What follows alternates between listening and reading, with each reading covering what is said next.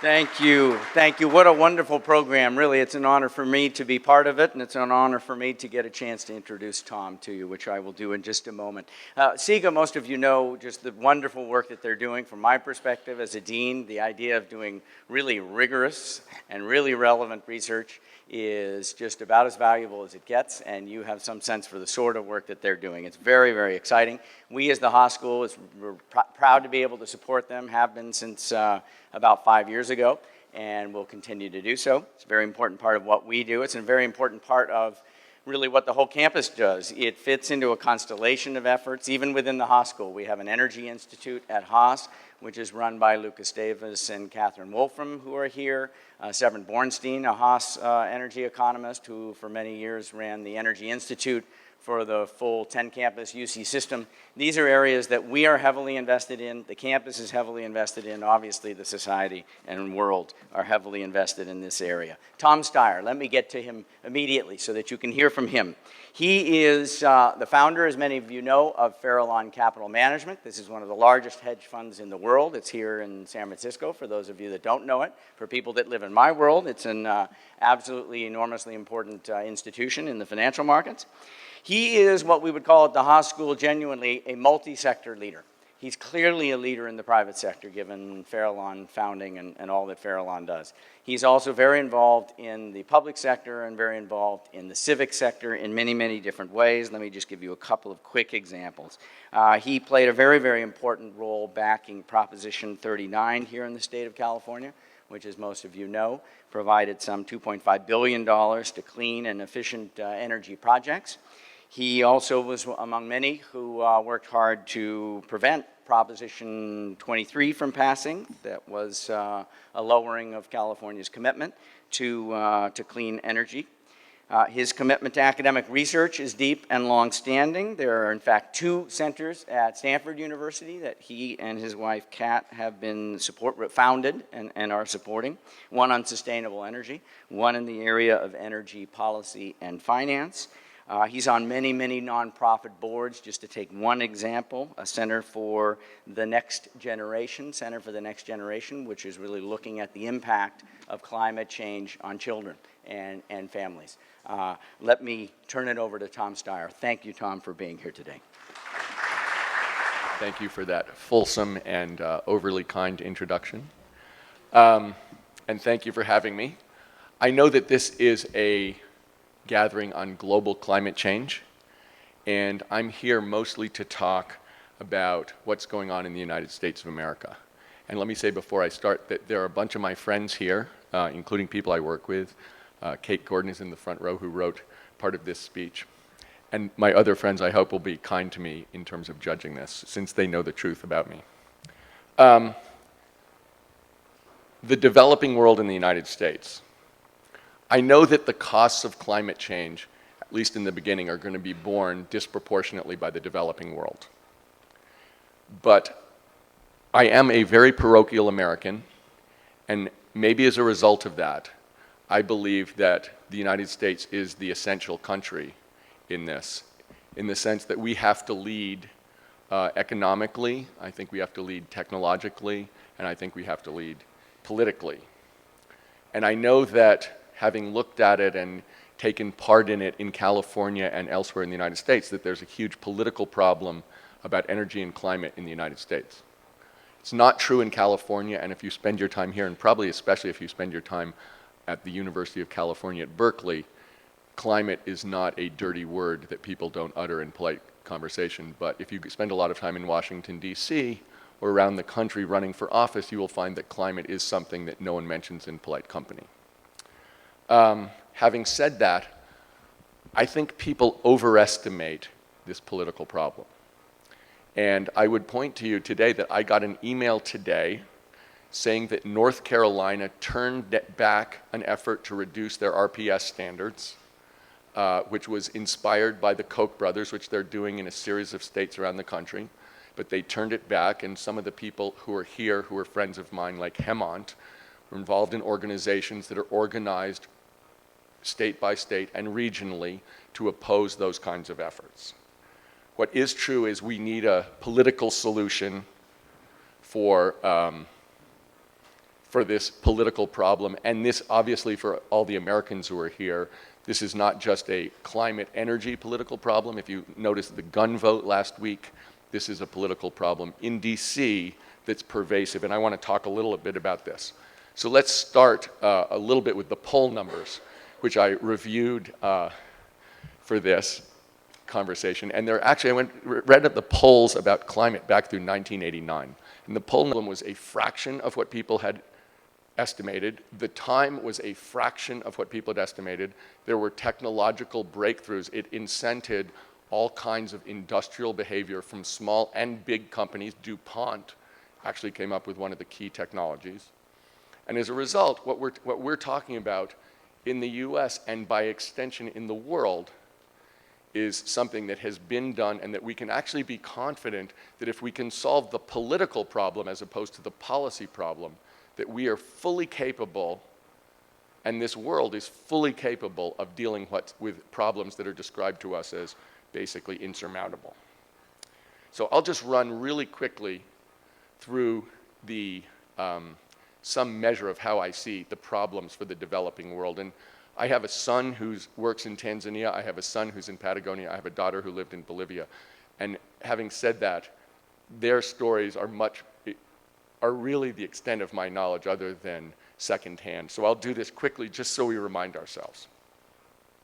The first way this will show itself is increased deaths due to heat waves, which are going to be much more extensive in the developing world for a variety of reasons, but mostly because of technology than in the developed world. But the way that I think of climate being expressed for human beings is through water.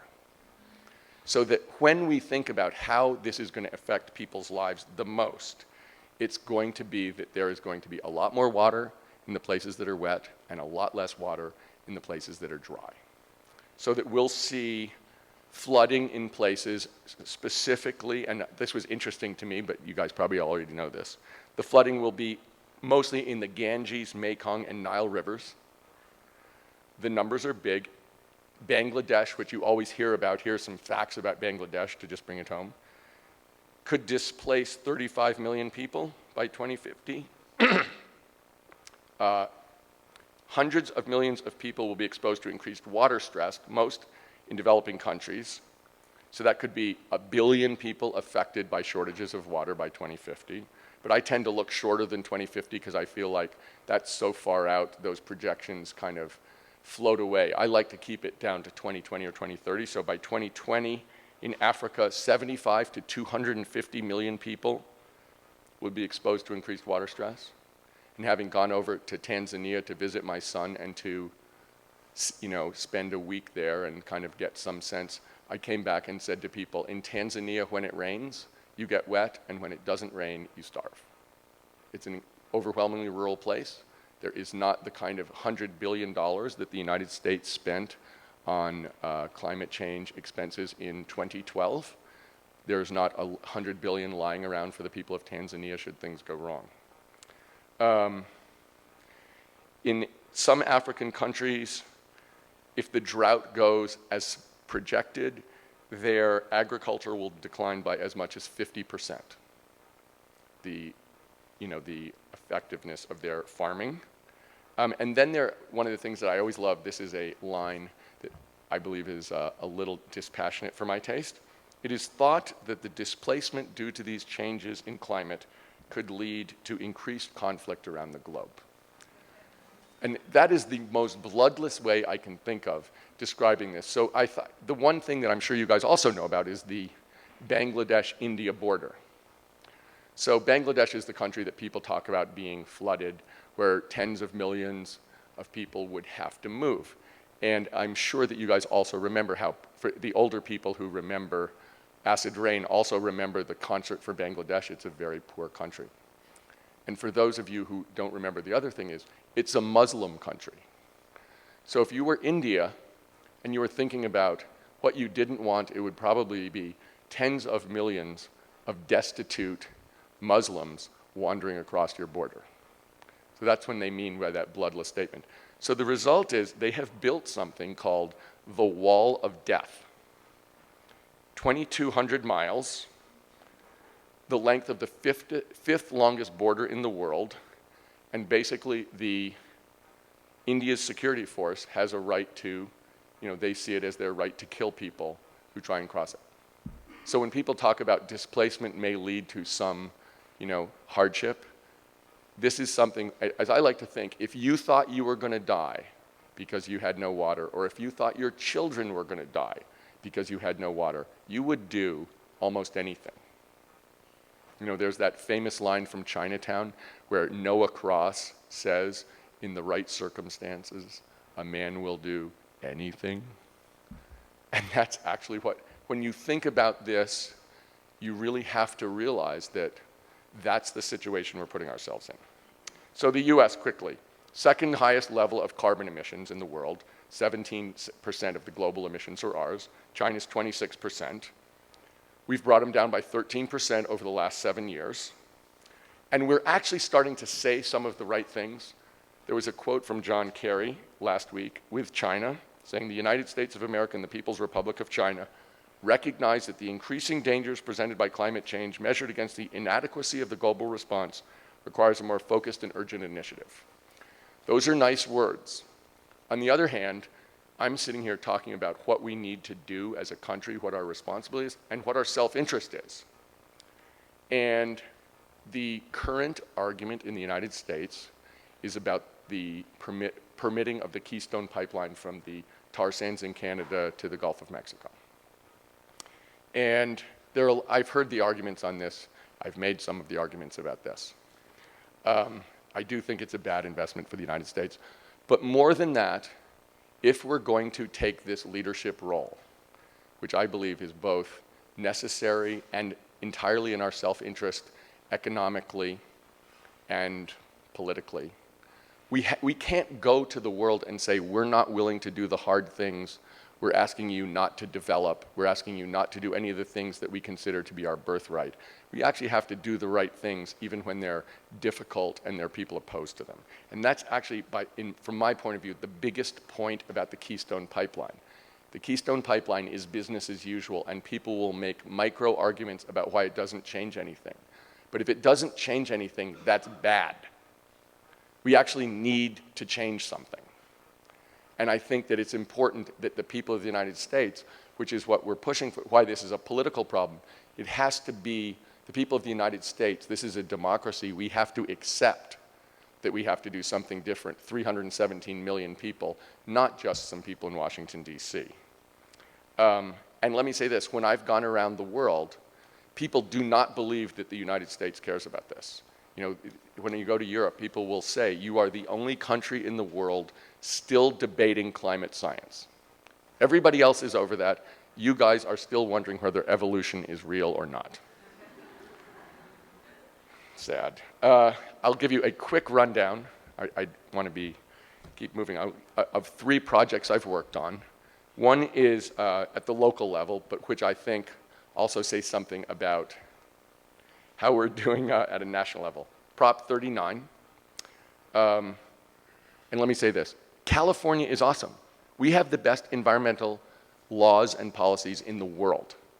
Starting in 1945 with some air quality rules in Los Angeles, right through the Clean Air Act, the Clean Water Act, California has been awesome, and we continue to be awesome. We put in the early building codes. We use half as much energy per capita as the rest of the United States of America.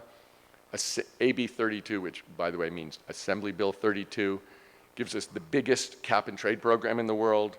It gives us very aggressive RPS standards, which we're going to be able to, I believe, blow through. And it gives us a low carbon fuel standard, which is a great idea, and I hope we can implement effectively. It's got some issues. And Prop 39 is basically a little over $2.5 billion over 5 years in a statewide energy efficiency programs for K through 12.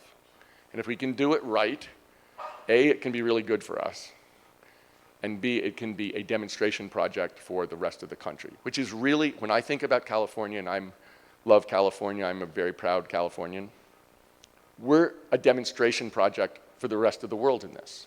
If we do well economically with a cap and trade standard, with an aggressive RPS standard, with low carbon fuel standards, it will be saying to the rest of the world, all these claims that the sky is falling if you take care of energy will be disproved, regardless of why it happens.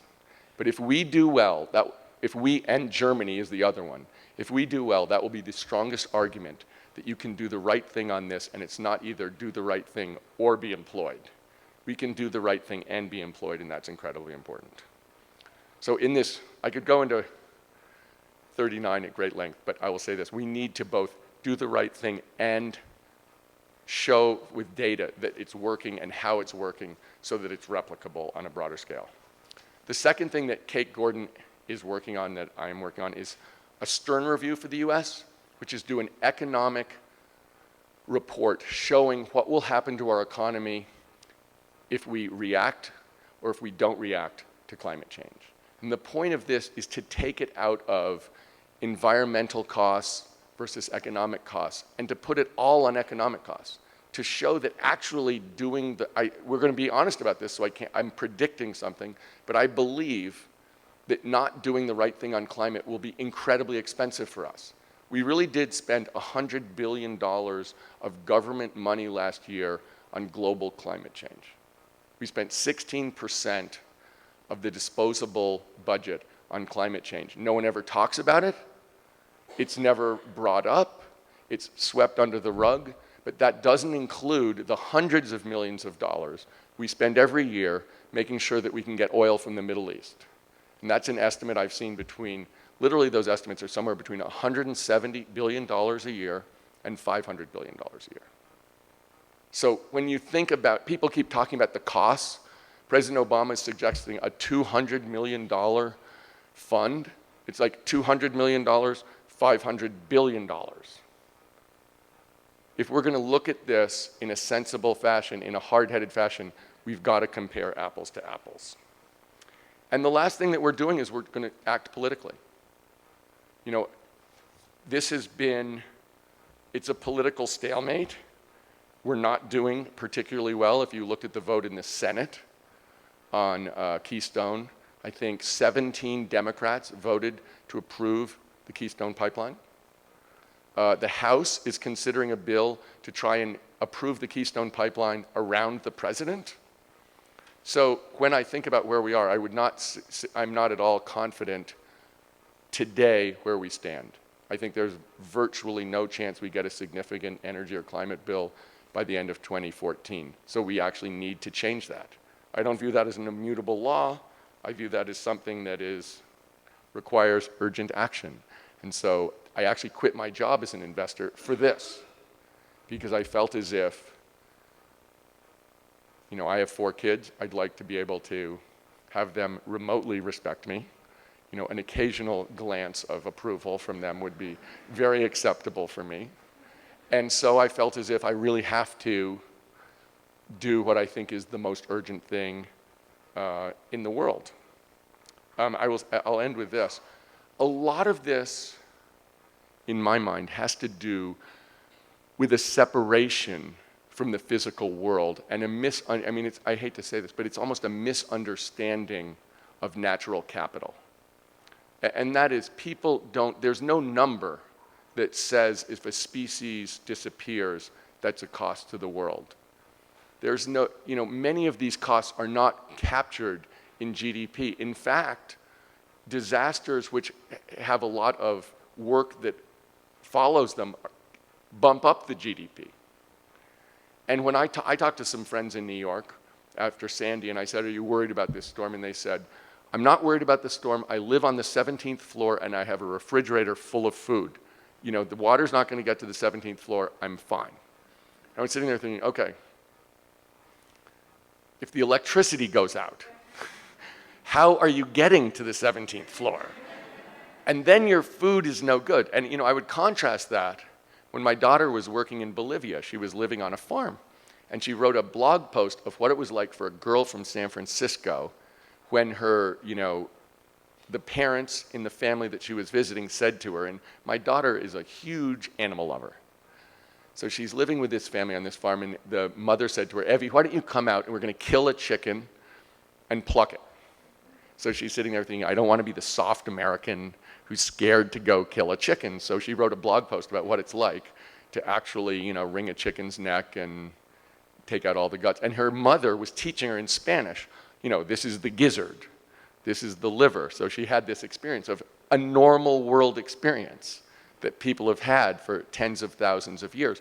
But if you live on the 17th floor in Manhattan and have a refrigerator full of food, you may be separated from it, and you may think a degree, it's nothing. But really what we need to do is reconnect to the concept of the whole world. And you know, when we think about the developing world, we need to remember that, I think it's the 140 million people in Bangladesh. You know, those are also people with heartbeats and souls and children.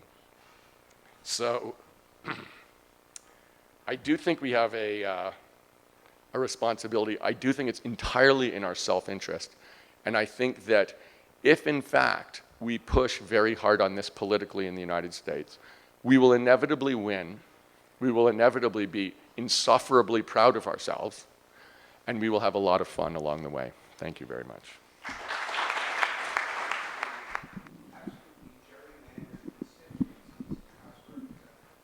Well, let me say that as a Democrat, I never thought the days of Ronald Reagan would be described as halcyon. It is amazing. So let me answer the question. There are two things I'd say. Either the Republicans, and I think about this gun bill, no party can repeatedly go against over 90% of the voters' wishes and stay a serious national party.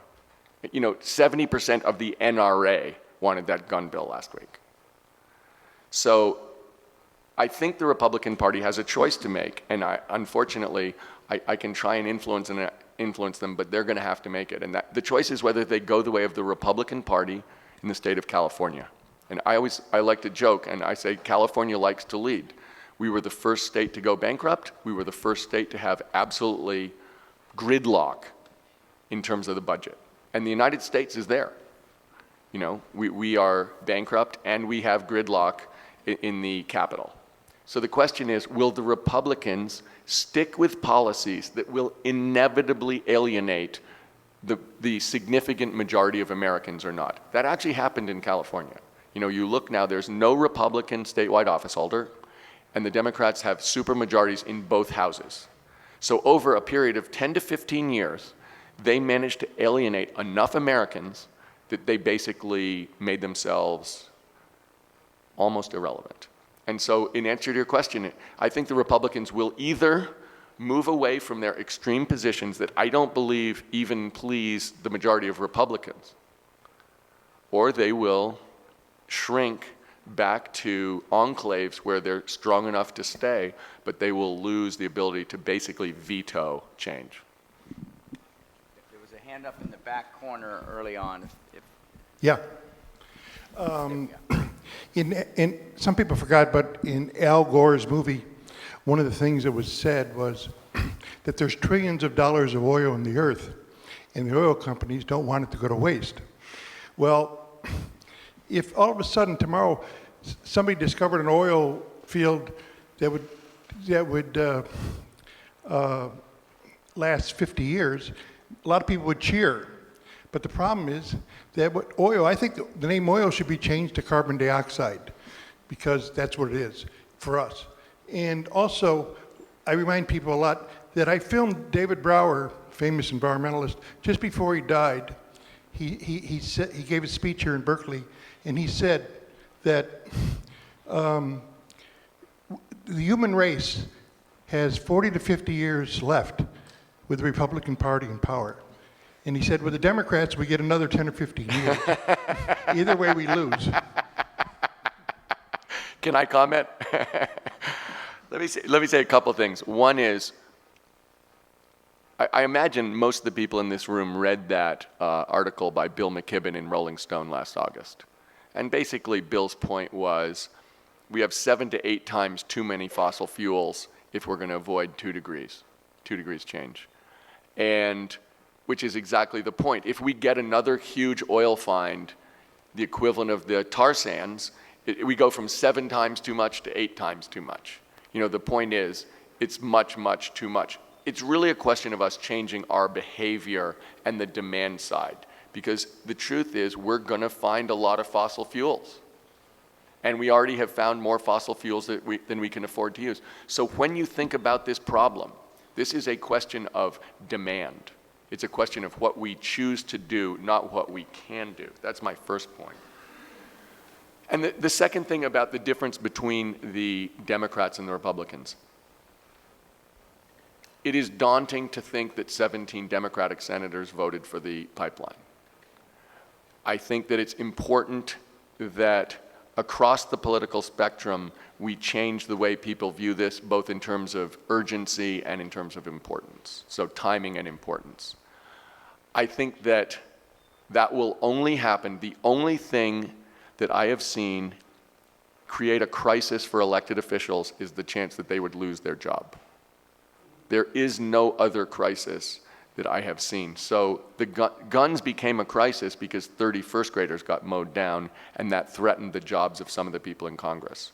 Immigration is a crisis because Republicans believe there are enough Latinos that they will never regain a majority as long as they're perceived as anti-Latino. The crisis is their jobs. It's not immigration. Nothing changed first Tuesday of November 2012 in terms of immigration. Absolutely nothing. The political calculation changed.